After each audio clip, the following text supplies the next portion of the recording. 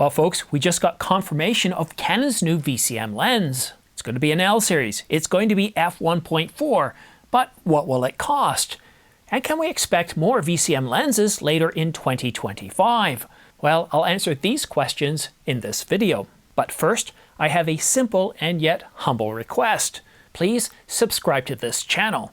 It doesn't cost you anything.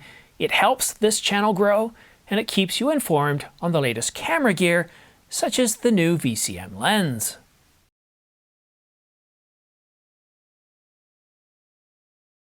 A few hours ago, I told you that Canon was going to announce a new VCM prime lens, an f1.4, on March the 26th.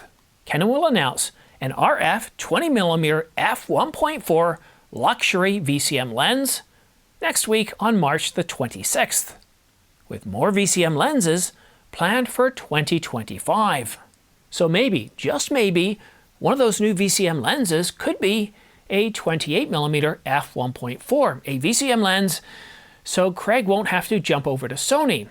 So the real question here is, how much is the lens going to cost, and when will it be available? Well, if we take a look at the Canon RF 50mm f1.4 L VCM, its regular price is $13.99. $14.99 for the 35mm and $14.99 for the 24mm. The wider the lens, well, the more expensive. And according to Canon rumors, we can expect the new VCM lens to cost more than $14.99. So now we're going to do a little bit of predictive analytics. We've got three price points for the 50mm, the 24mm, and the 35mm at $13.99 for the 50, $14.99 for the 35 and the 24. So Canon says it's going to cost more. It doesn't say it's going to cost a little bit more. I want to remember this guy here, the 200 to 800mm. The price of that thing came in about $400 to $600 less than was expected. So are we going to see like a $400 or $500 or $600 price increase? I don't think so. But what we're seeing with the current VCM lenses is that the wider we go, the more expensive that they're becoming. What I would like to predict here is that we're going to see an increase in price over $14.99.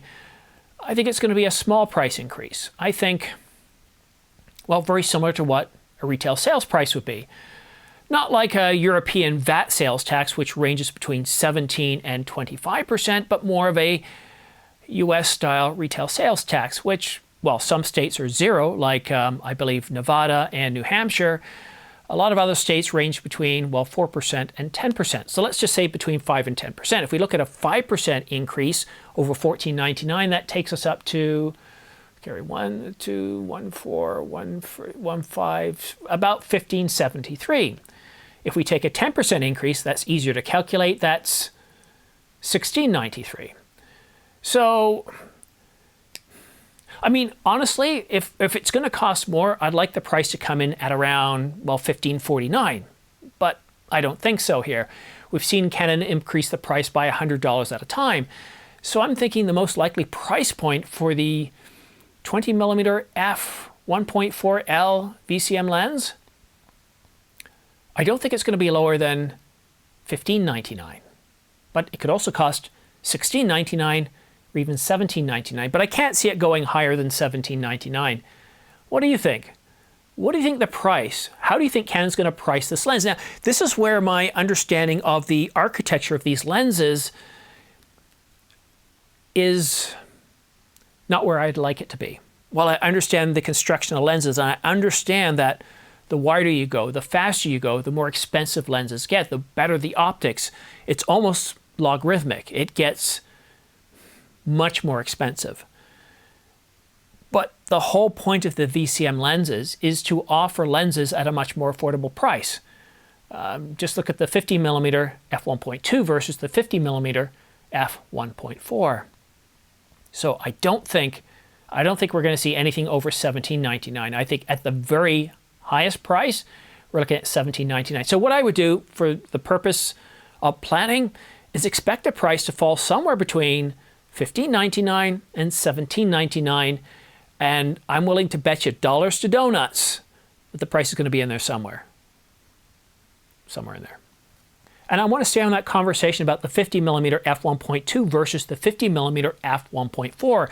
Just looking at it from a pricing standpoint, we're looking at a huge difference, $1,000 difference. We're talking about orders of magnitude to where some people can't even afford to look at the f1.2. But the f1.4, it's a luxury lens. It's an L series lens, which means that it's better built and it's aimed at professionals. Sure, the 1.2 will give you better bokeh and that extra shallow depth of field. But for many of us, we're not going to need that. And even for me in my studio, I talked about in this morning's video about being able to have the camera a little bit closer, still framing things exactly the same way. And I want to trial the 35mm f1. Despite what Synaptic Horizobs says, I like how the 35mm will allow me to change my tone and reduce the space that I need to work within. And Synaptico Horizobs, I like your name, although it's taken me a few times to say it properly. I didn't say in that video that I would change my framing. I don't want to see my nose hairs either. I don't want to see the pores in my face.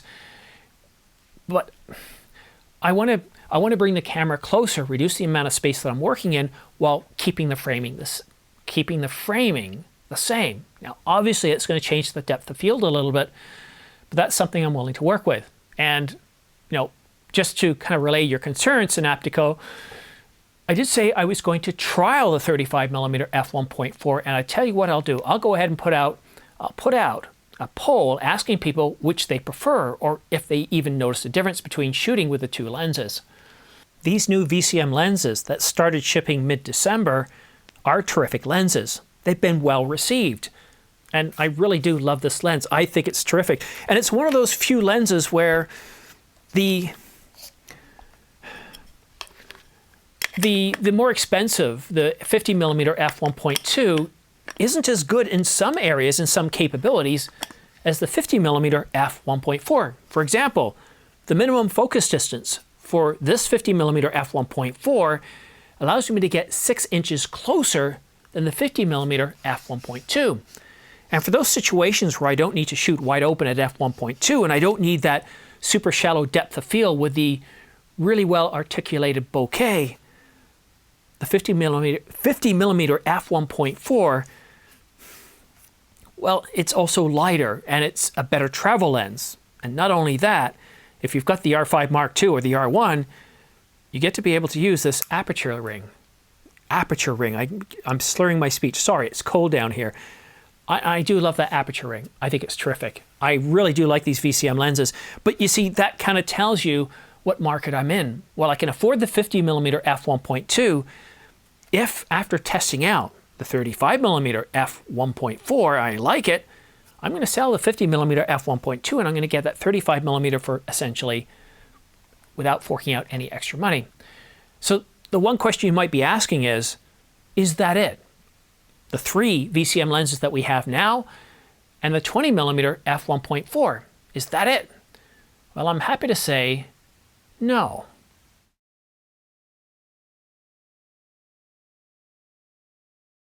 Love them or hate them, Canon will continue to develop the VCM and the Z line of lenses, and it looks like new internal power zoom RFS lenses, with more VCM lenses planned for 2025. And as far as getting a deal, the 35mm f1.4 is currently about 10% off at $13.99. And I've got links down below for the 35mm f1.4, as well as smart pre-order links for the 20mm f1.4 VCM. I've got them for both Adorama and B&H, and if you're interested in supporting this channel, then please consider using my affiliate links and my smart pre-order links because they really do help this channel grow. I get anywhere from 2 to 5% back, and it really does help because I don't believe in using sponsorships on this channel. Now, as far as the announcement time, Canon Rumors does say it's coming next week, and with a March the 26th announcement for 2 cameras coming out, the PowerShot V1 and the EOS R50V, I'm expecting the new L series lens, the new VCM lens, to be announced on March the 26th. So some good news here, a little bit of something for everybody on March the 26th. I am going to be doing a live stream once I have confirmation of the actual announcement time. I do think it's going to be on midnight. That will be on March the 26th, which is a Wednesday, which means probably 1 hour before I'm going to start my live stream, which would be around 11 p.m. on March the 25th. So I'm waiting to get confirmation. Canon could change things up and it could be at 10 o'clock in the morning. I'm not sure at this point, but I will do live coverage with my expert panel. We'll talk about all the latest information, all the latest rumors, and we'll present them. And I think this is exciting because if you're not interested in compact lenses or cameras, well, you should be interested in the new VCM lens. I certainly am. I really do like what Canon's doing with these lenses. You know, I remember when you could get an L-series lens for around $1,000 or just under, and sadly, that's not the case anymore. But these new VCM lenses at $13.99 to $14.99, they offer really good value. Unfortunately, though, the 20mm, it sounds like it's going to go above that, somewhere between, let's say, $15.99 and $17.99. So what do you think? Let me know your thoughts in the comment section down below. Thank you so much for watching this video to the very end. And thank you for your support of this channel, especially for those of you that have purchased using my affiliate links down below. It's very much appreciated. But that's it for now. That's it for today. This is my third video today.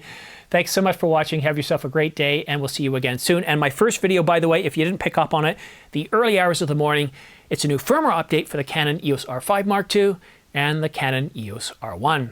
Thanks so much for tuning in. We'll see you again soon.